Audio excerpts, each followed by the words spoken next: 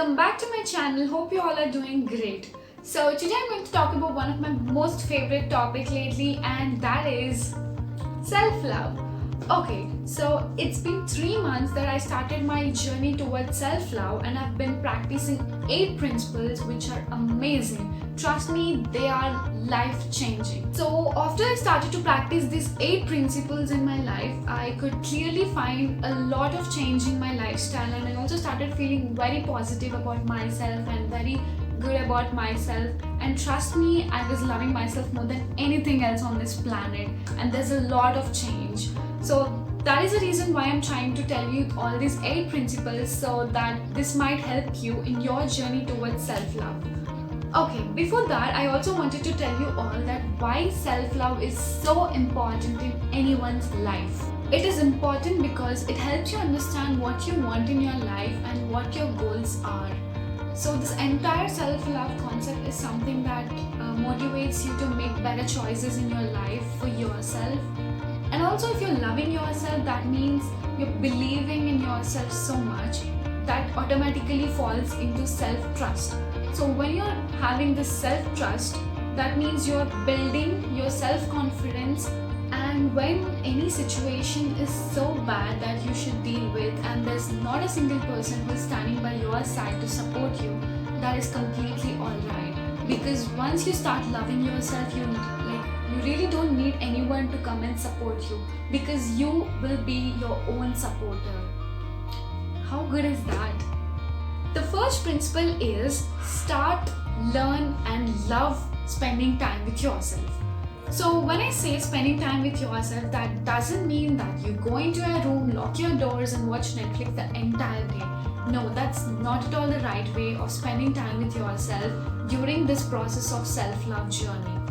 So instead, you can do the activities which are allowing your mind to calm down and which is refreshing, because only then your mind can process thoughts about yourself, and that is how you can build good relationship with yourself. Make sure that the time you're spending with yourself should be a quality time. So the second one is overcoming your fears and self-hatred. So if you're battling severely with the bout of self-hatred and fear, and I think it is good to sit with the same feelings and try to understand why you're feeling like that and what is making you feel like that. And once you understand it, and once you understand your triggers, tell yourself that you do not have to be without fault to be an acceptable person. The third thing is do more things that makes you feel happy. So let it be any kind of thing, let it be the smallest thing or let it be any kind of hobby or anything, but keep doing things that makes you feel happy, because this is something which uplifts our mood and makes us feel positive, comfortable and good. The fourth thing is stop negative self-talk. And this is something which we should all consider seriously, because if you are going to talk about yourself in a negative way, that means you are giving chance for others to talk about you and others to humiliate you. So we should never give a chance for others to do that. And if you're really loving yourself, you should definitely stop talking in a negative way about your own self. The fifth thing is do not compare yourself with others. We should start making better version of ourselves instead of thinking that we should be like someone else.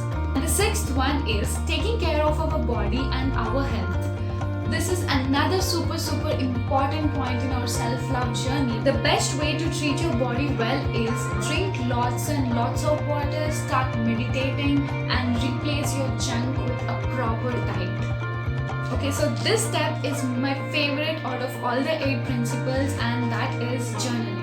I recently started doing this, but whenever I'm writing my journal, I feel that I'm talking to myself. So every day before I go to sleep, I make sure that I write at least one point in my journal, and I at least try to make one art a week, like in my art journal. So making a habit of journaling is going to help you in many ways. Maybe not instantly, but this is definitely going to help you slowly in future. And the last point is surround yourself with positive people.